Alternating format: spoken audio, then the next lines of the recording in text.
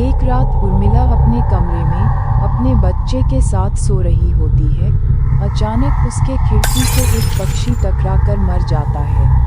ये घटना अपने आप में असामान्य थी। पक्षी टकराते ही उर्मिला की नींद खुल जाती है और जब वह लाइट जलाकर देखती है तो डर से चीखने लगती है, क्योंकि उस कमरे की खिड़की से एक पक्षी फंसा हुआ था और उसके शरीर से खून की बूंदें फर्श पर गिर रही थी। नज़ारा इतना भयावह था कि वह अपने बच्चे को उठाना नहीं चाहती थी, लेकिन उर्मिला हिम्मत करके उस पक्षी को खिड़की से बाहर फेंक देती है।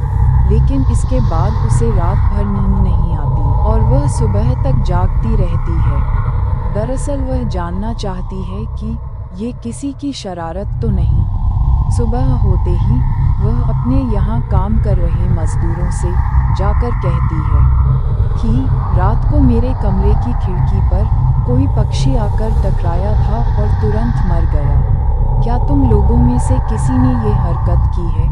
क्योंकि पक्षी खुद ब खुद तो खिड़की से नहीं टकरा सकता। मजदूर कहते हैं, नहीं, हमने तो खिड़की से नीचे किसी पक्षी को मरा हुआ नहीं देखा। हम तो अभी वहाँ से चले आ रहे हैं। और जब सभी जाकर देखते हैं तो वहाँ वह पक्षी नहीं होता। उर्मिला घबराने लगती है कि यह क्या, यहाँ तो पक्षी होना चाहिए या कम से कम खून की कुछ बूंदें दिखनी चाहिए, लेकिन यहाँ पर पक्षी का एक पंख तक नहीं पड़ा हुआ।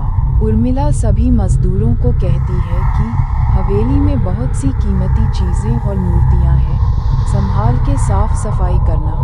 मजदूर अपने अपने काम में लग जाते हैं। उर्मिला अपने बच्चे के साथ कमरे में टीवी देख रही होती है कि अचानक हवेली की छत से एक मजदूर नीचे गिरता है।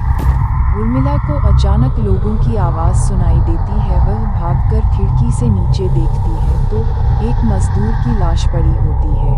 बाकी की कहानी अगले हिस्से में सुनें।